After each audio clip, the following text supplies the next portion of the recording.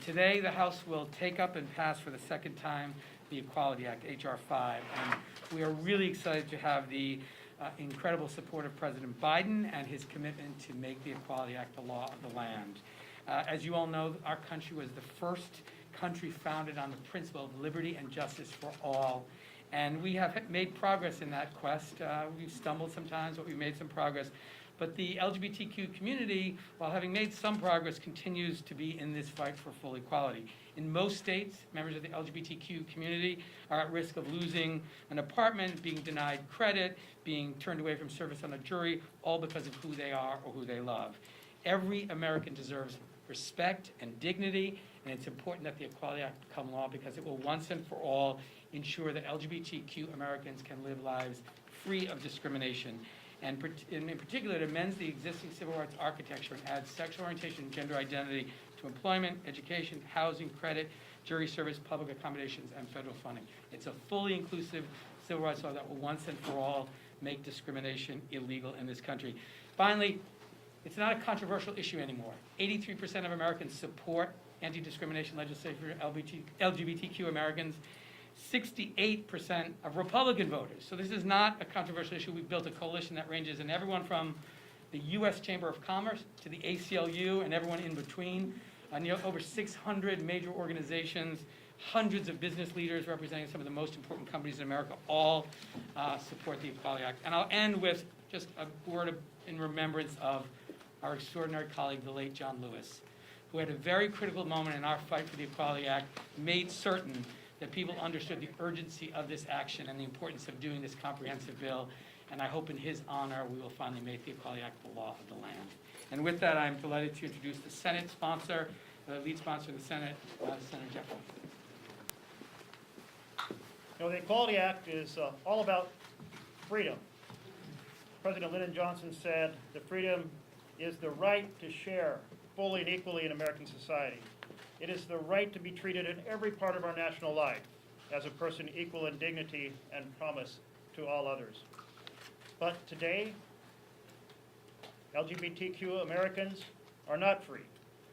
They do not share fully and equally in our national life. They are not treated as individuals equal in dignity and promise to all others. In 29 states, it is still legal today to discriminate against Americans because of who they are and whom they love. In over half the states of the Union, LGBTQ Americans can be married in the morning, ejected from a restaurant at lunch, denied a mortgage, dismissed from jury in the afternoon, evicted from their house that night. It is way past time we change that. Way past time we pass a National Equality Act. Together, we all introduced this bill in 2015. In fact, John Lewis was standing right here, well, not in this room, but across on the Senate side. And I think, as David mentioned, that his presence was powerful then, and as we think of him, it's powerful now. And he said we should get in good trouble, engage in good trouble, and we need a lot of good trouble to get this bill passed. In 2019, we had a powerful moment in May 17, 2019, with consideration of passage of the Equality Act in the U.S. House of Representatives. And I applaud my House colleagues for that tremendous victory. Well done. That was an awesome moment. But the leadership of the Senate at that same time refused to hold a vote, refused to hold a debate, refused to hold a hearing on this fundamental issue of freedom. But this year, 2021, it's different. We have leadership of the House and leadership of the Senate that supports this vision of opportunity and equality for all. We also have a tremendous number of civil rights partners that are taking us forward in this effort. The NAACP, the Human Rights Campaign, the Lawyers Committee for Civil Rights, the Leadership Conference on Civil and Human Rights, the National Urban League, that are working passionately and diligently to make sure we get this right. And this year is different because we have a President, Joe Biden, who believes in the dignity and humanity of every American. And it's different because we have more Senate sponsors. And as David mentioned, we have more organizations, we have more businesses, we have more religious organizations with us at this moment. My friends, it is time we end this dark history of prejudice and discrimination. and ring the bells of freedom for opportunity and equality for all. It is my pleasure now to introduce the Speaker of the House, Speaker Pelosi. Thank you very much, Senator, and thank you for your leadership on this important issue. It's an honor to welcome you over to the House side. It's always a pleasure to welcome back the distinguished, now Majority Leader of the Senate back. Senator, It's a pleasure to be back. and even more of a pleasure with Senator Baldwin with you returning to the House. We always took such pride in her being in the House, and then when she went on to the Senate as well. And thank you for being here for this very special occasion for all of us. Senator Booker, welcome to the House, not necessarily back, but welcome. And it's an honor to be here with Mr. Takano, the chair of the Veterans Affairs Committee, but a leader in the Equality Caucus, and of course, our chair of the Judiciary Committee, Mr. Nadler, who has made so many things possible for us. It's an honor to be with you. David Cicilline is a person we're very, very proud of. And we thank you, David, for giving us this opportunity today, and to you, Senator Merkley.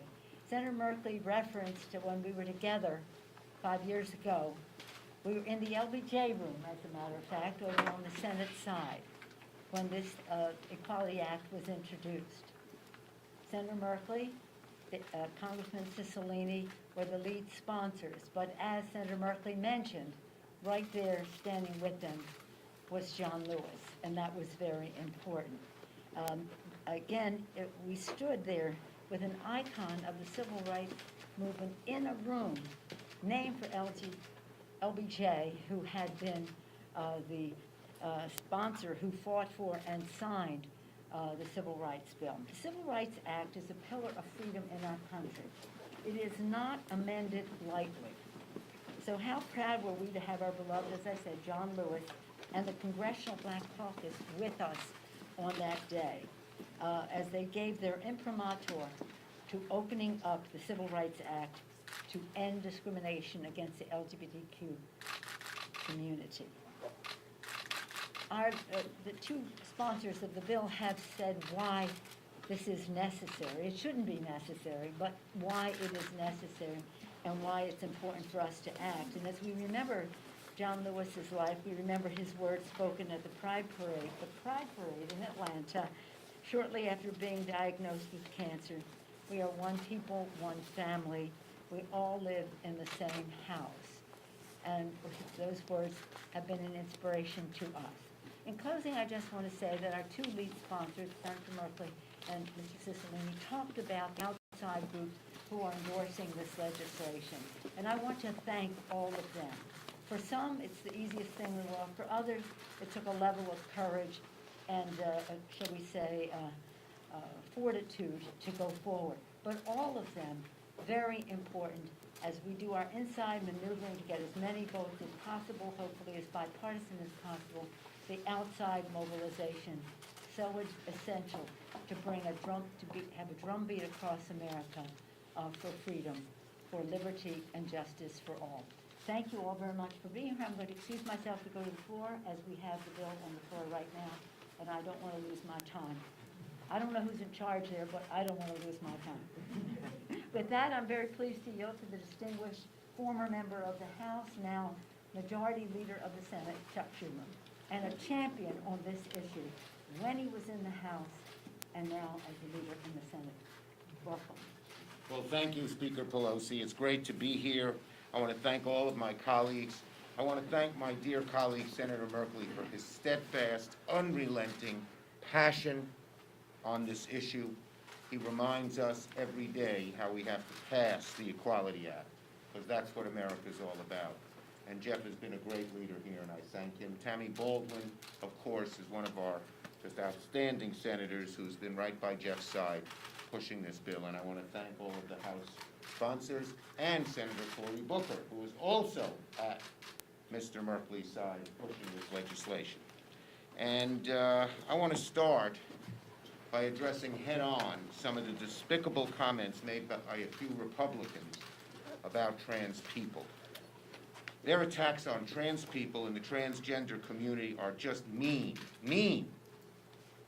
and show a complete lack of understanding, a complete lack of empathy. They don't represent our views, and they don't represent the views of a majority of Americans. Their despicable comments just make my blood boil with anger. If I didn't have a mask, you could see my teeth gritting. But that's why we're here today, to talk about the Equality Act. That's why we need it, because of the hate out there that gets in the way of the great American dream of equality. In many ways, the story of America has been about making those words true for all Americans. That's what brings us here today, to reintroduce the Equality Act in the Senate. Essential, urgent, long overdue, that will move us closer to a society where all Americans are equally treated under the law. Even today, the signs of discrimination based on sexual orientation abound. From education to housing to family planning, from the workplace to adoption to immigration.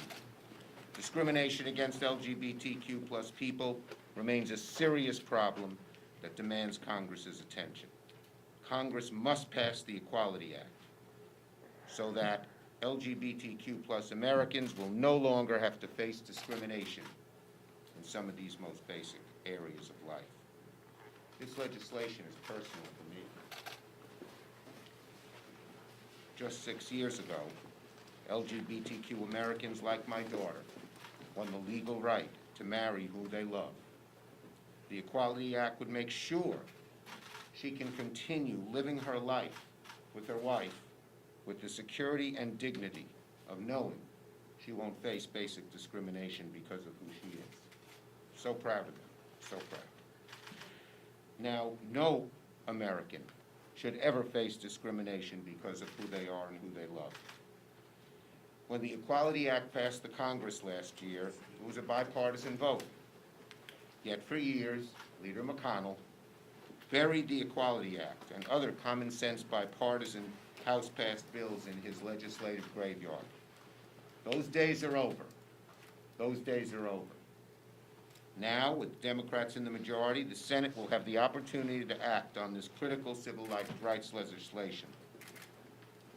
I will use my power as majority leader to put it on the floor, and let's see where everybody stands. Let's see where everybody stands. I'm hopeful that just like in the House, the Equality Act will get Republican votes and pass the Senate with bipartisan support. And of course, we now have an ally in the White House with President Biden, who's promised to make the Equality Act a priority. Discrimination against LGBTQ Americans should be over once and for all. And Democrats will fight tooth and nail to make sure that that happens. And now I'm going to turn it over to a dear friend, a fellow New Yorker, who whenever it comes to civil rights is at the forefront, Congressman Gerald Nadler. Thank you very much, Chuck. First, let me begin by thanking Congressman Cicilline for his leadership on this landmark legislation, and thanking Speaker Pelosi for her steadfast support of this legislation. The Equality Act represents one of the most significant opportunities we have had to expand civil rights in this country in many, many years. For a long time, whenever the LGBTQ community came to Congress, it was to defend their rights, from the Defense of Marriage Act to Don't Ask, Don't Tell. Even when we considered ENDA, there was a major discussion as to whether we can include protections for transgender people. It is not lost on me that this is only the second time in history that Congress has been able to consider truly comprehensive LGBTQ civil rights legislation. And I could not be more proud of the gains we have made to even be standing here today. By freeing the LGBT community from discrimination, the Equality Act makes America a little more free for everyone. We cannot rely on the Supreme Court to continue to advance these issues for us. Instead, I expect that without the Equality Act, we will begin to see the court chipping away at the rights the LGBT community has already had acknowledged. I am hopeful that with Majority Leader Schumer at the helm of the Senate and President Biden in the White House, that we have a chance to see this signed into law and to take decisive action against the discrimination faced by the LGBT community nationwide. Thank you very much. Like Like Speaker Pelosi, I have to get back to the floor for the debate. But before I do that, it's my pleasure to introduce Senator Booker. It is so good that we are here today, but let's be clear. I would not be here today if it wasn't for foot soldiers of justice who fought to push this body to pass civil rights legislation that gave me and other African Americans equal dignity, equal rights, and equal opportunity in this country. John Lewis, who has passed us, bled for that right. And so now here we are again, in a nation where the ideals of liberty and equality and equal justice under law are what we say, how we define our aspirations, but we still fall short. We still live in a nation where the destructive darkness of discrimination reigns enshrined in the laws of this land that prevent equal dignity and equal equality to LGBTQ Americans. That is unacceptable. And so let us all feel the fierce urgency of now to not just see this legislation pass in the United States House of Representatives, but for the sake of our ancestors and generations to come, may it pass in the Senate and get to the floor, get to the desk of the President of the United States for his signature. Thank you. And now I bring up Representative Takano. Thank you, Senator Booker. And thank you, Senator, for reminding us of the history of civil rights and how if it weren't for the foot soldiers, we both wouldn't be here.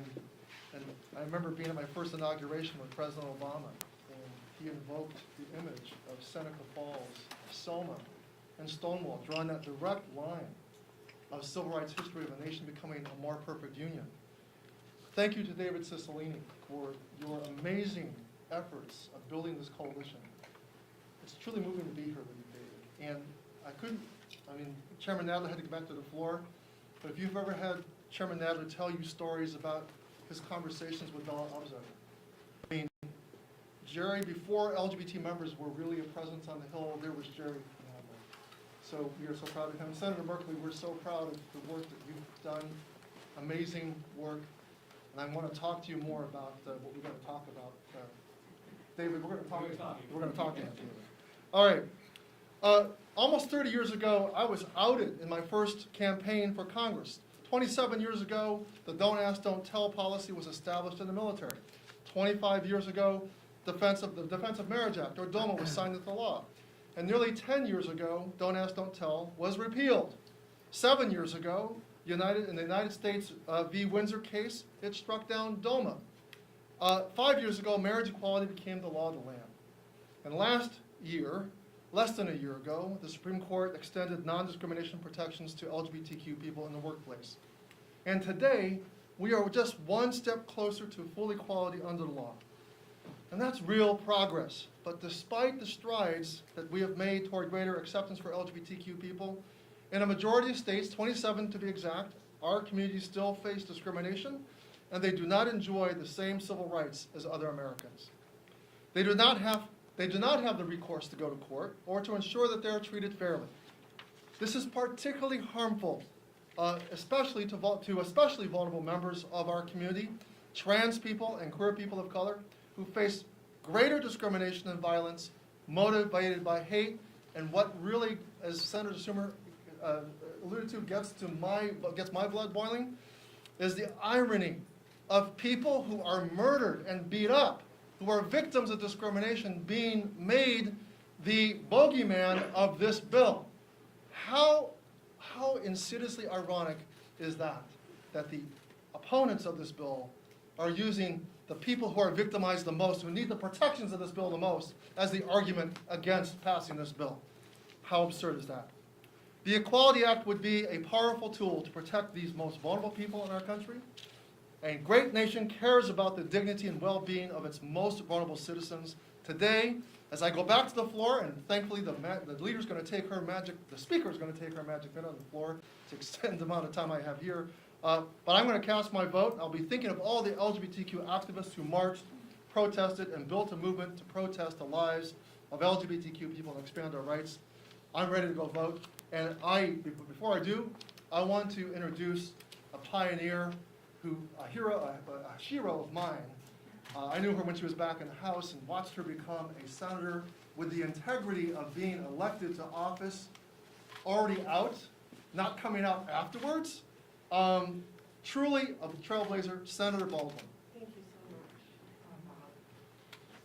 Well, I want to start by thanking my colleagues for your courage and your standing up and getting us to this moment.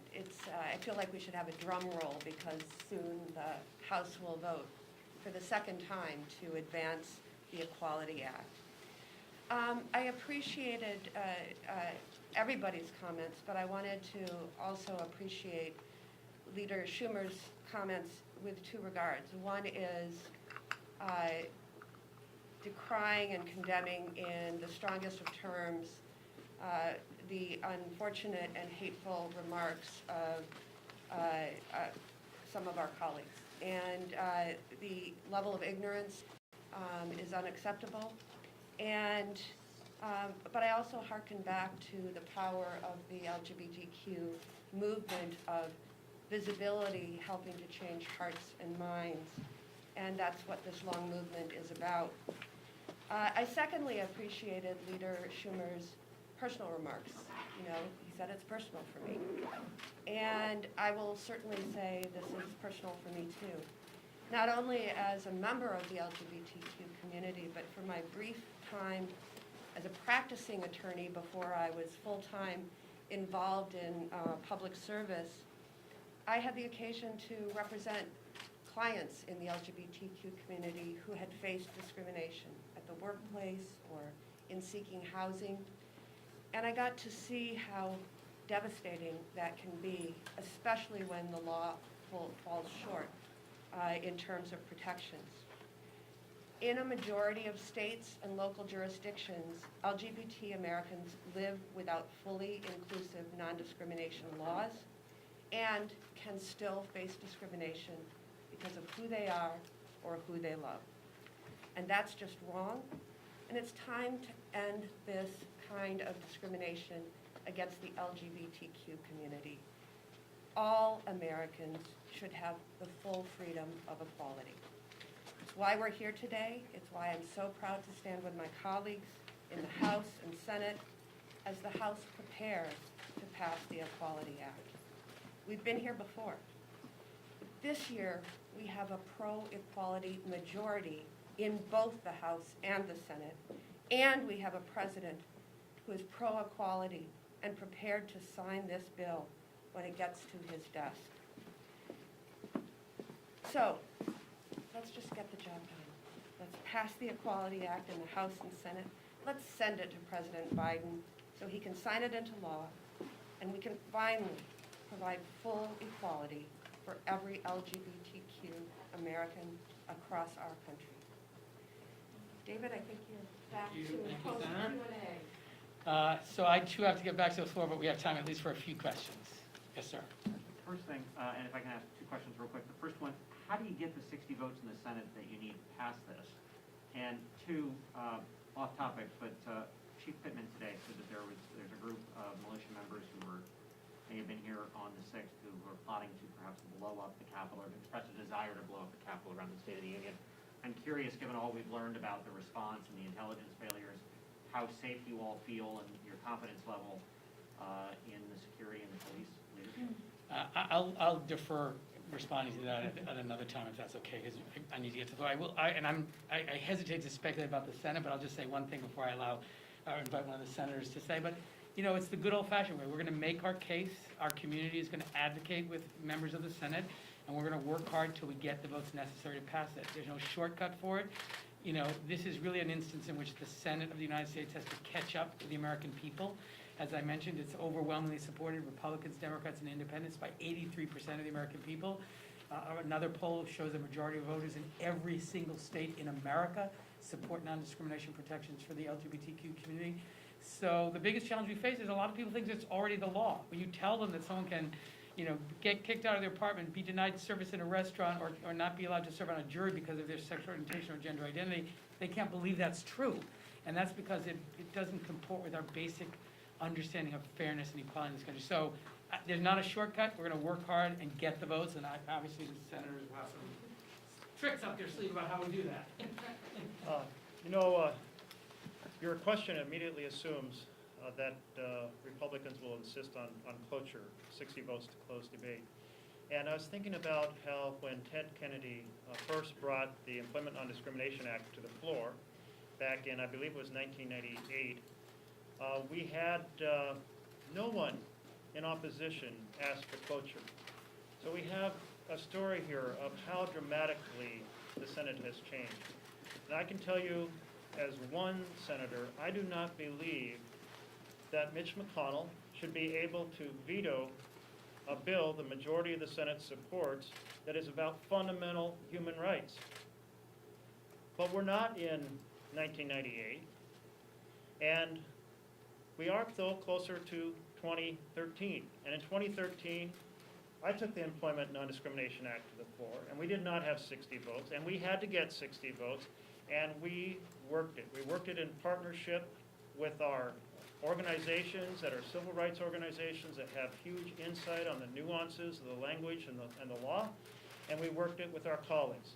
And our colleagues shared their stories, and we ended up with a vote that was 2-1, bipartisan, in support. And that is the path we're going to work to achieve this year. What specifically would you want to tell your colleagues about? They're talking about an infringement on religious liberties, bringing more lawsuits against churches and places of worship. We were very careful in the Equality Act to ensure that the religious exemptions which currently exist remain undisturbed. And so what I would first say is, in the same way that all of the other areas of civil rights law have established religious exemptions, they would apply in the same way to the provisions of the Equality Act. The LGBTQ community is not looking for more protections, nor are we willing to accept less. Just treat it the same as all the other protected classes. So religious organizations would still enjoy the rights they have in terms of their ministerial functions, to limit their services and facilities to members of their own congregation, to members of their own faith in good standing, as they determine. All those exemptions which have been established remain in place. And so that's been an argument that has been advanced, but we have two interests that are protected here: the right to religious expression and the deeply held commitment to ending discrimination. The Equality Act achieves both of those things. Can I just add to that the Bostock versus Clayton County decision has basically extended to the entire nation one portion of the Equality Act relating to employment, obviously a critical one, but by doing so has kept intact the current and existing religious exemptions. So that's now the reality in the United States. And so I just wanted to underscore what David Cicilline just said, that we want no more, nor should we accept any less. Thank you, Senator. Let me take one more. On the COVID relief package, Senator Schumer this morning said it was a... Is there any question on the Equality Act? Because Sure, I got to all run right. to the floor. I have one. Yes. Chris Stewart has signaled that he's going to introduce on Friday the Fairness for All Act as an alternative to the Equality Act with bipartisan support. Would that bill be better than nothing? No, that bill very clearly is worse than nothing. For the first time in our history, would actually put in federal statute provisions that permit discrimination against the LGBTQ community. It would be a tremendous step backward, which is why it's not supported by any major LGBT organization. All of the major LGBT organizations support the Equality Act. The Stewart bill is a tremendous step backward in our fight for full equality. Any problem with Democrats co-sponsoring that bill? I'm sorry? Would you have any issue with Democrats co-sponsoring? Well, I hope people who are committed to equality for the LGBTQ community would not support that bill, because it would put in statute and authorize expressly discrimination against the LGBTQ community. Thank you all very Thank much. you all. Thank you.